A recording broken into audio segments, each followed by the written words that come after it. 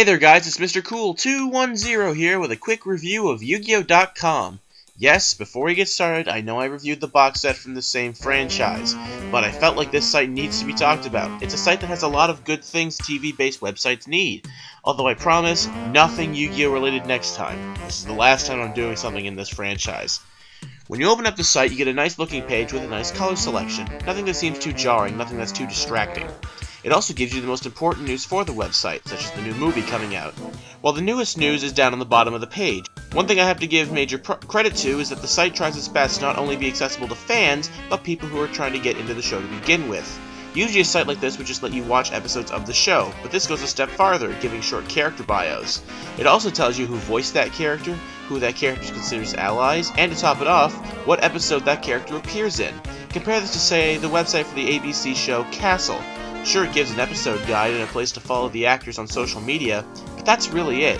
It really tells you nothing about the show. You have to go to other places to really look it up and see if it would be your cup of tea. Yu-Gi-Oh.com also has the same treatment for every card in the show that it has for its characters. It has a little piece of artwork and tells you what the card does.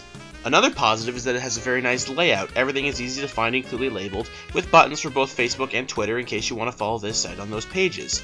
However, I do have a few negatives. A big one is that yes, you can watch episodes on the site, but you need to be living in the US and have an account with Hulu. That makes it kind of a useless addition to anybody who doesn't fit into that criteria. For people who do have Hulu, since you can find all of these on the site anyway, this just feels like a way to organize it, and it's not really needed. Kind of a pointless addition for those people who also have Hulu. But hey, there's always Netflix! Plus, while it's nice that they tell you what the cards do, I wish they had a place for you to learn how to play the game. Yeah, you get instructions with the starter deck for the game, but it would be a nice feature so someone could take a look at how the game works and see if it's right for them. And finally, it is really missing a store page. You would think a website for a television show would have that.